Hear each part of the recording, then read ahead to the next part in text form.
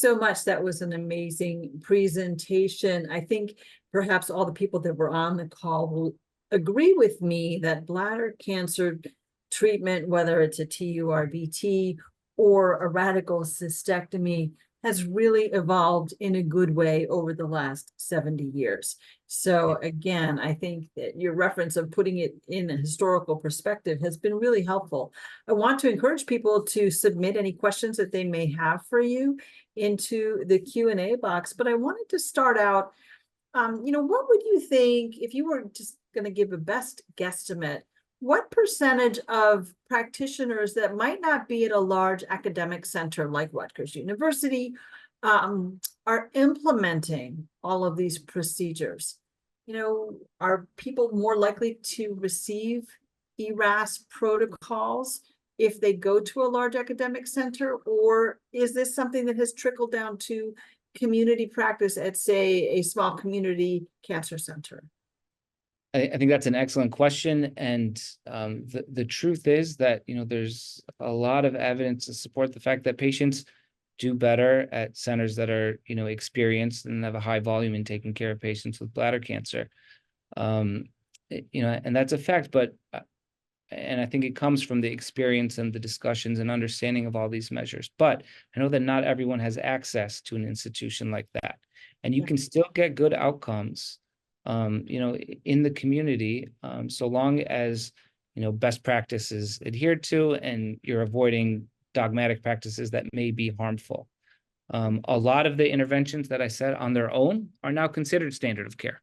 Getting up and out of bed after surgery, I think everyone would agree is a good thing.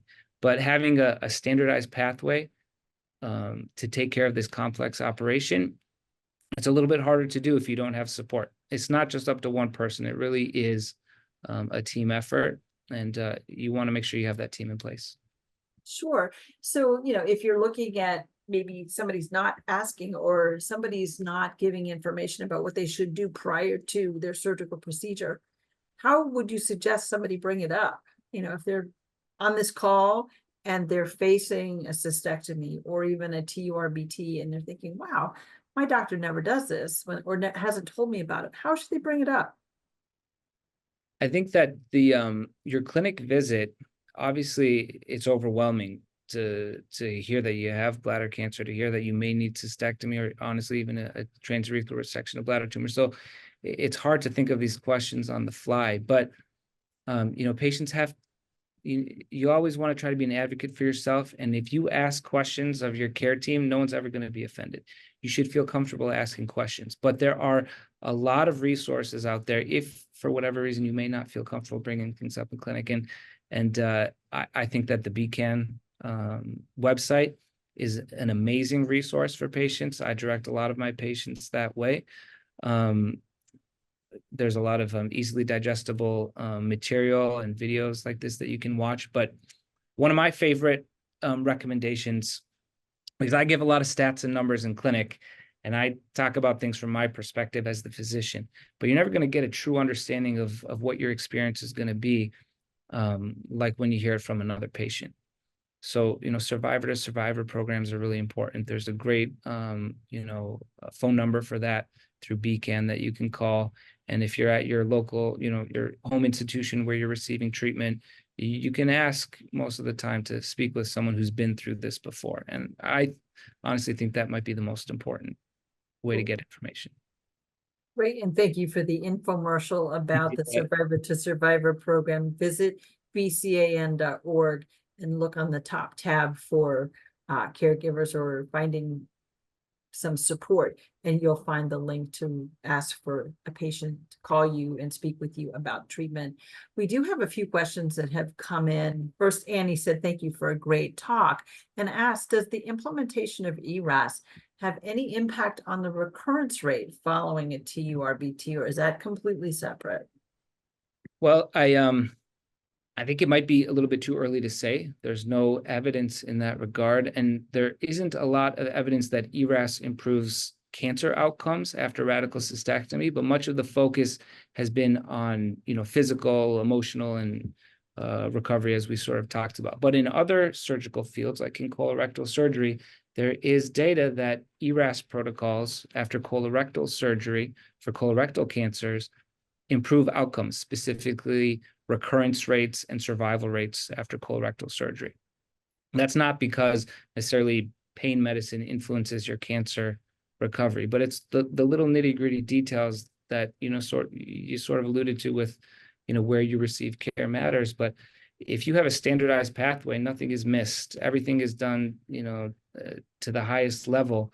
And if you are able to recover quickly after surgery, you might be able to get on to more life-saving therapies afterwards. I just talked about neoadjuvant chemotherapy as an example in here, but adjuvant therapies, immunotherapy, biomarker testing that we have nowadays, that's sort of in the future for bladder cancer. And if you're able to recover quicker and get to subsequent therapies, you're going to do better.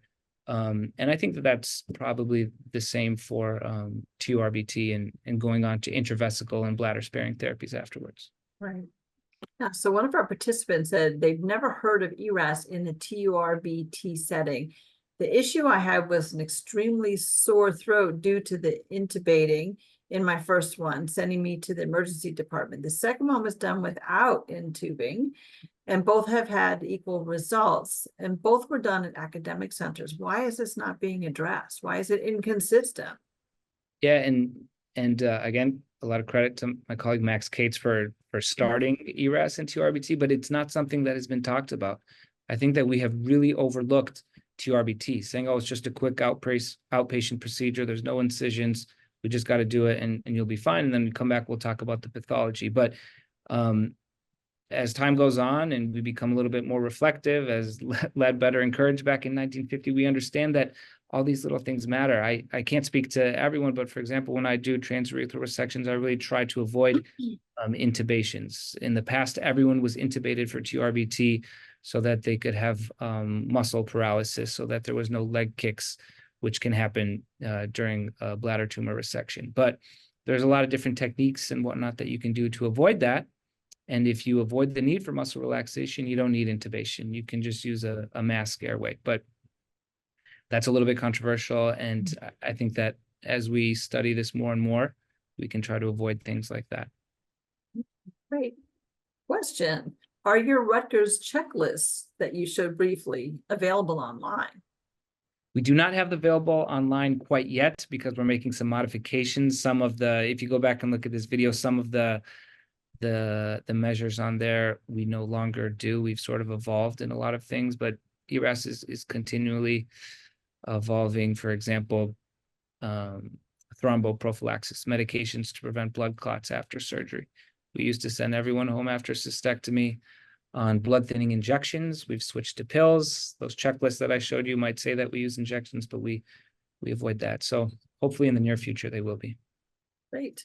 Well, one of the projects that Beacon has been doing a lot of work on is really developing survivorship resources. And perhaps this is something that can be added specifically about bladder cancer procedures, something similar that we can work on together to help really develop a whole checklist that could be really used either for the TURBT or for a radical cystectomy that patients might be able to download to bring to their doctors and ask questions about. I think that would be really helpful. I think that's a great idea. And I do look forward to having the specialty specific guidelines updated. Yeah. And once that happens, I think we can, put forward a little bit more clear consensus checklists. I don't want to just highlight what I do. I want to, sort of highlight what's best practice. Sure. And that varies from state to state within the US, but also from country to country. The guidelines that we're trying to put forth are international. So patients in Europe have a very different experience and desire to get out of the hospital, for example, after surgery. I will definitely introduce you, speaking of having you talk again, you're going to be coming to our fall summit in November in Philadelphia, and everyone on this call will be getting an invitation to attend. And there'll also be a session where we're going to have Mary Dunn, nurse practitioner who is down at UNC and is focused on our survivorship task force. I will introduce you if you don't already know Mary, and perhaps we can think about how we can collaborate to work together on that. A couple more quick questions. I just want to try to get to them while we still have some time. You mentioned the removal of ureteral stents. Is that something that occurs after all radical cystectomies? If yes, what is the typical timing post-surgery? Yeah, good question. And that's something that we're trying to have in the guidelines. So ureteral stents are used when we sew the ureters to the bowel that is used for the urinary diversion, whether it be an ileal conduit, neobladder, or Indiana pouch. The majority of surgeons do use ureteral stents, but there is, emerging evidence now that you can avoid the use of ureteral stents so long as you do a meticulous repair. Traditionally, we've used these stents to prevent scarring or stricture formation, which can happen in the long run in up to 10% of patients.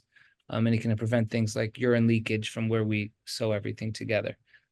But as of now, I would say that most people use ureteral stents. There might be a few high volume places that don't use ureteral stents. We try to remove them as early as possible.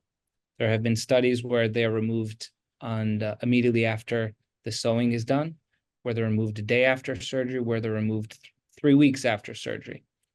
For ileal conduits, I try to remove them before patients leave the hospital, which, with our ERAS protocols is about 4 days now. So we try to remove those on post-op day 4. But when we make neobladders, that's a little bit more complex, and there's more time required for the neobladder to heal. I have the ureteral stents attached to a urethral catheter, which comes out 3 weeks after surgery.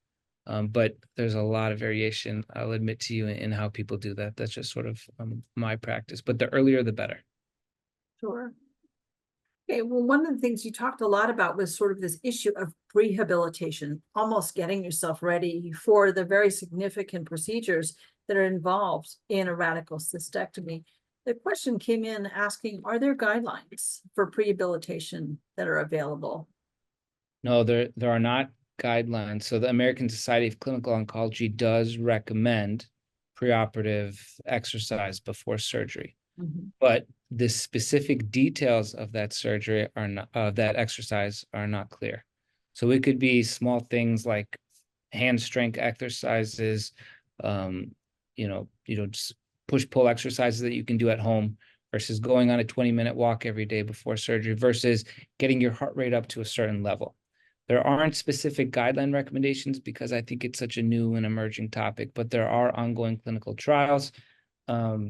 I think Sarah Suka from University of Washington has a really exciting trial coming up that is tailored to specific patients based off of their heart rate and monitors. I forget the name of it. You may remember that it's the Get Up and Move trial. Yes. But I think once all this data comes out, then maybe we'll have guidelines on specifically what there should be. But until then, at this point, I think it's just important to stay active before surgery and try to implement, as we all should be doing every day. I'll admit that I don't do it myself.